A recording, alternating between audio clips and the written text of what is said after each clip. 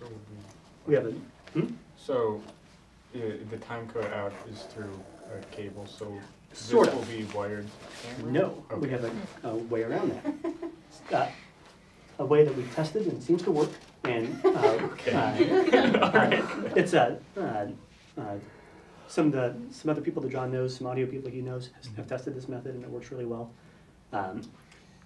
Theoretically, the cameras that we're using can accept incoming time code and then do what's called jam sync. So it sees the time code, then it begins running on its own. That's just, and if you disconnect the time code, it'll still keep running. Makes sense, right? However, for whatever reason, the clocks in those Canon cameras are very unstable. So if you turn the camera off and on, it might drift time code wise. So yeah, it does that. actually, I have run into that. Yes. It happens pretty bad on those cameras. We Yeah. were kind of surprised. Yeah. So instead, we have an option to make that work a little bit better and still keep the camera wireless, or no connections between the two. Here we have our timecode output cable. This has a timecode in and out labeled on it. And we have another little box. Where did I put that box at? Maybe it's over here. I set it down somewhere. It looks kind of like a wireless body pack. So here. Where did I put that thing?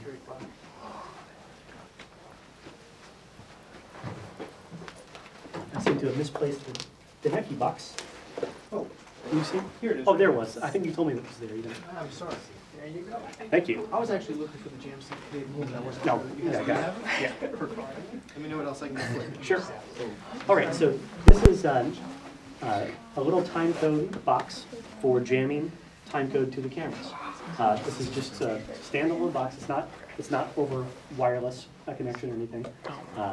But what it does, it's designed to do this, is it gets the incoming timecode from your timecode master, and then learns that timecode, and then you plug it into your external device with the unstable clock. In this case, the camera. So what we're going to do is set this up to run at the proper frame rate, the proper sample rate, and plug it into the camera and attach it to the camera for the remainder of the shoot. Now let me ask you Okay, something. sorry. Oh, go ahead. You Okay. go. So that teaches that the time code, and then that keeps it better than the camera. Yes, that's Okay. exactly what it does. Okay. Exactly. Yeah. Oh, If you yes. turn it off, you have to redo it again, right?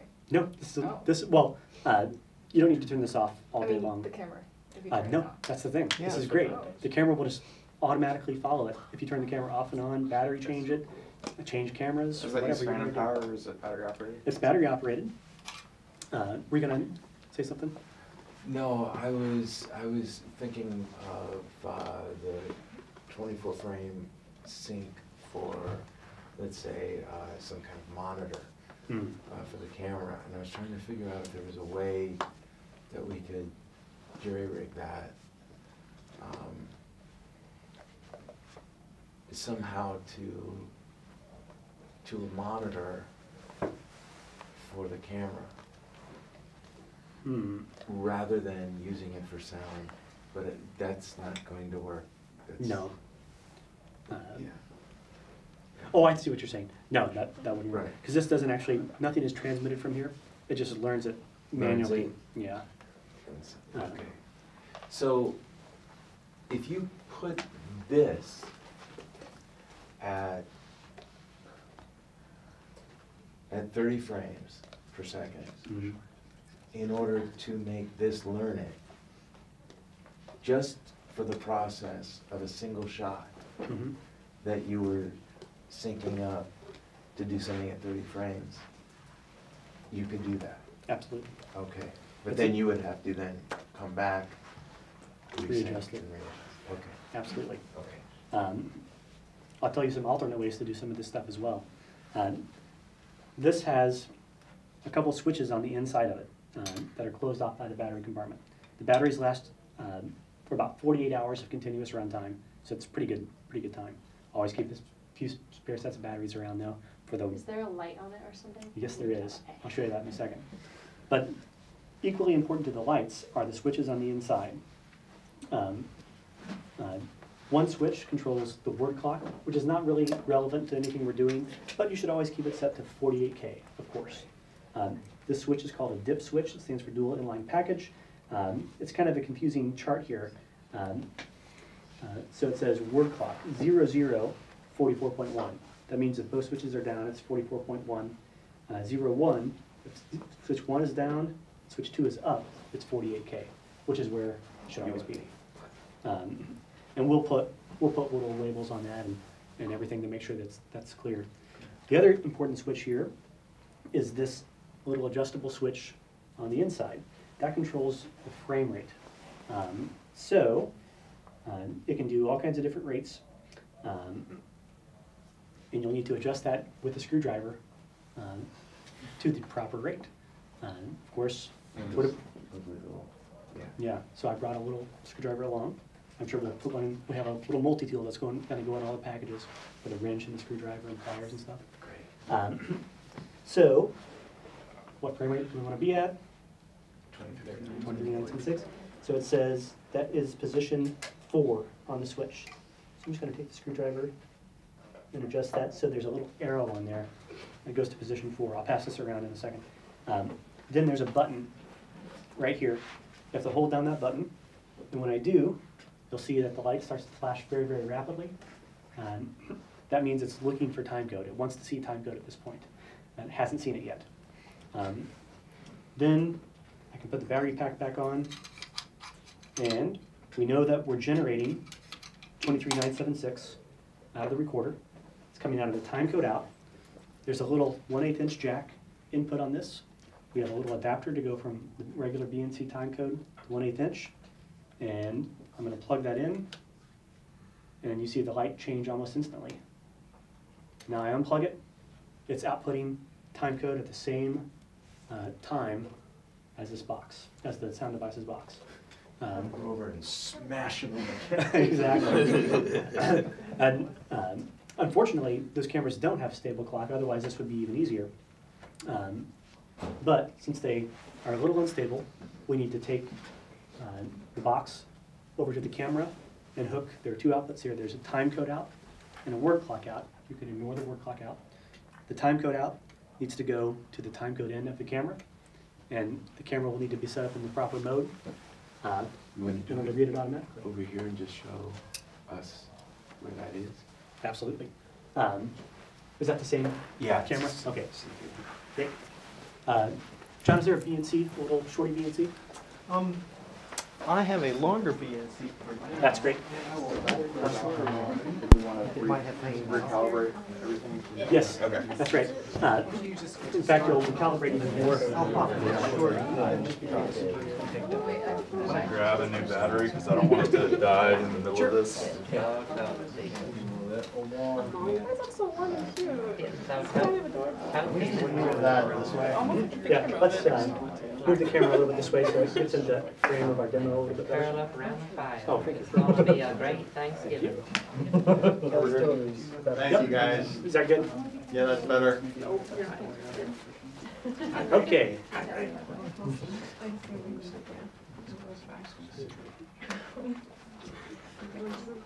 Yes, thank you, man, very much. No, I think we're far away. Keep on people. You film? You steal someone's phone, babe. Okay, so at this point, our box has learned the timecode being generated by that. And we plug a little BNC into our timecode output here. We can see that the light is blinking slowly, which indicates that it is outputting timecode. And now, let's find our timecode in on the Canon. Found it. Great. And then I might need a little bit of help in this camera menu, because the camera is not my deal. Go ahead and put that on there and tighten it. And then Dick Cheney's heart stops. Exactly. That was. All right, menu. Do you put in the Genlock one? John might know where the Yeah, menu you put it in item Genlock is in or this. timecode? Genlock?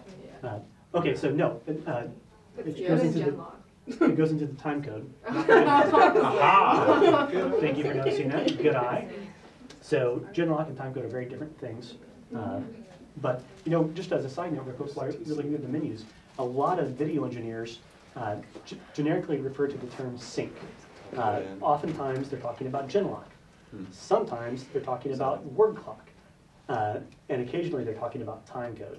So sync is thrown around all the time in the video world, and it has 3 different meanings. So you have to deduce which the proper meaning is. When you're talking about syncing cameras, it's Genlock. When you're talking about syncing timecode or syncing camera and audio, that's timecode. When you're talking about syncing 2 digital audio devices together, that's word clock. So sync is applied to all. All right.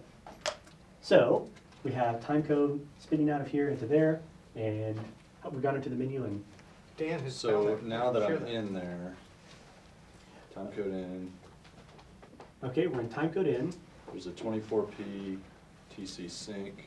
and our camera's set to 23976. Right. Right. Yeah, I'll keep saying this for everyone. Please never shoot on 24p. So it's not giving me any other options. Yes. Okay. Yes. Let's go to. Let me make sure I'm in the right. Well, it's actually, it comes from an very old-fashioned way. Frame rate. See, Frame rate. 24 frames per second on a film camera with HMI lights that So on the camera when rerun and on the So what are we, in the tell me what we're quarter looking run. for, No you guys. see, Well- the modes are, Are we looking for the frame you rate? get a call. I know the frame rate. Are we looking for time code in, some kind of setup? Let's take a look at the frame rate real quick just to double check, because I want to see that too. Okay. There's something for that that works. Let's say 30 frames per second for a TV, so you don't want. So there is a true 24 in here And it's that off. bar roll. that's off. Great. So, And then frame rate on that 2390. Perfect. Good. I figured you were. Just wanted to double check that. Okay. Now let's go back to the time code. yeah, not Time just code all. Yep. Now there's also, It's sonic and. Don't worry about This. sync. It's a different type of sync. gotcha. So your time code in or out switch there, this one port can either take time code in or out. Mhm.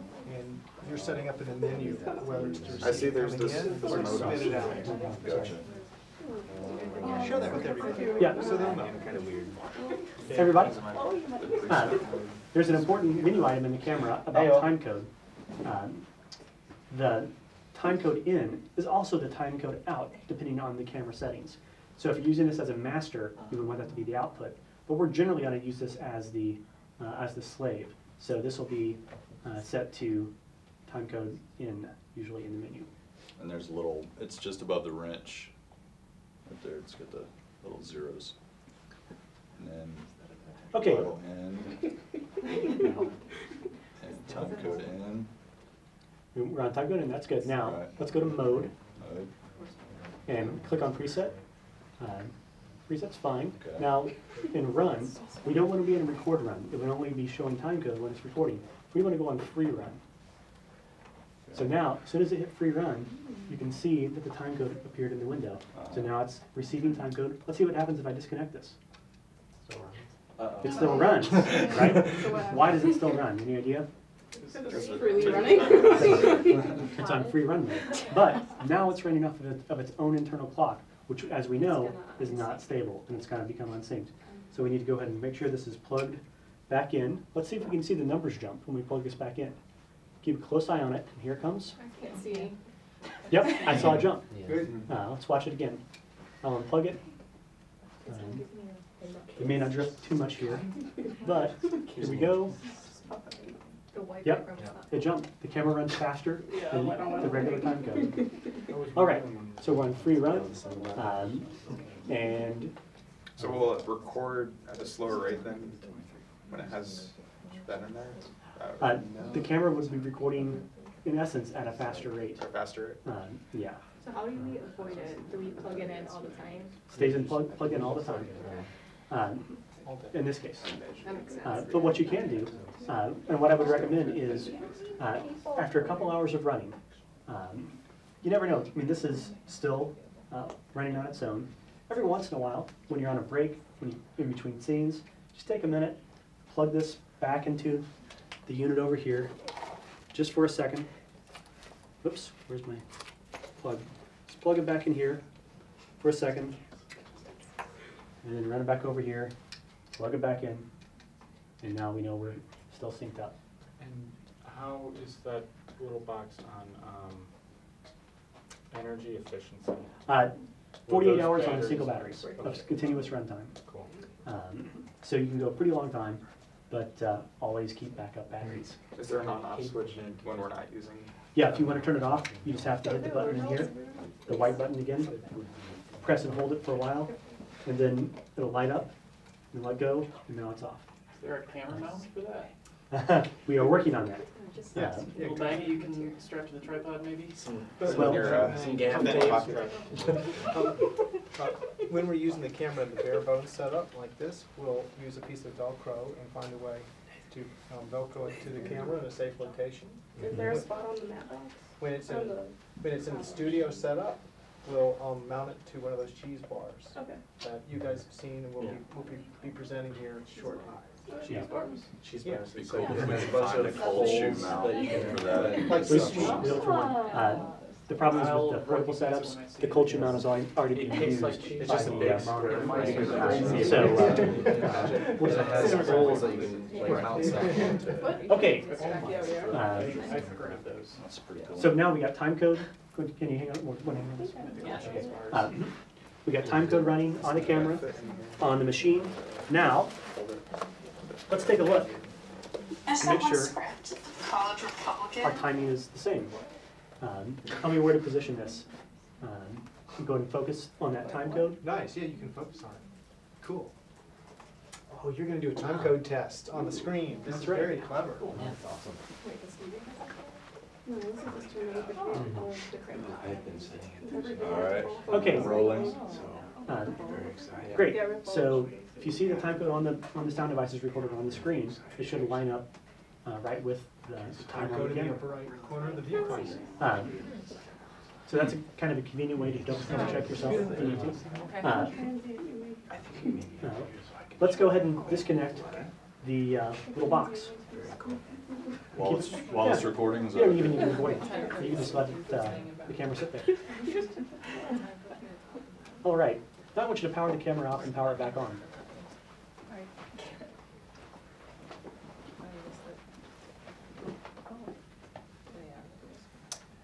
Okay, so we powered the camera off. Now it's coming back on. We have the little box disconnected. Let's take a look at the time. Want me to move this so It's it pretty relatively close. It looks close to me. uh, I mean, I can't look at both at the same time, honestly. Somebody watch that one. 33, I can. 34. So it's off. It's a little off, isn't it? Now go ahead and plug that box back in. No, because this camera, it's. Yeah, but don't we have the thing in Well, yeah, but it, like, it's testing to turn the camera off and turn the camera back on, see what happens. Okay, that should be a box back on. That's fine. Yeah. Yep, It's fine. it's perfectly in sync. That's great. So it is possible to run these together with cables if you needed to. Let's say you're out there and that box breaks, or if somebody drops it or whatever, and you still need to keep in sync. Just get a long BNC cable, take it from the output of here, or just take the box, or take the recording equipment over here and plug it directly in, and it'll stay synced. Nice and easy. It's pretty phenomenal. Yeah, and then, like we said earlier, you take all these video clips, audio clips, drop them into your program, and hit a button, perfectly in sync. The other great thing about that is, let's say you're working with a composer, and like the composer wants that right away. The day's shooting's done, you have a week to get it in, the composer wants it now. But how are you going to keep it all in sync? Well, they're working in Pro Tools, which I hope they are, or at least to some extent, or even Logic, or even GarageBand can read timecode now. You can send them a low-res video file. They can drop it onto their timeline in their Create Music program or audio program at, say, 2 hours, 42 minutes, or whatever, and then begin creating their project in that time period. They save their mix down of the audio track. You drop it into your program, click Sync, and now it's perfectly in sync without making any guesses as to where the composer intended for that audio to be. Likewise, if you want to take your audio files you've recorded on location and you wanted to have another audio engineer sweeten them or add whatever stuff to them, you could keep it all synced time-wise, going back and forth between programs. Real easy to do. For those of you who use Pro Tools or Logic, I would say you're really lucky, because that's where in post, and you're working with your composers and your music, and you're cutting, you're editing. That's when it'll make life. You won't feel miserable. It'll make things creative, and it's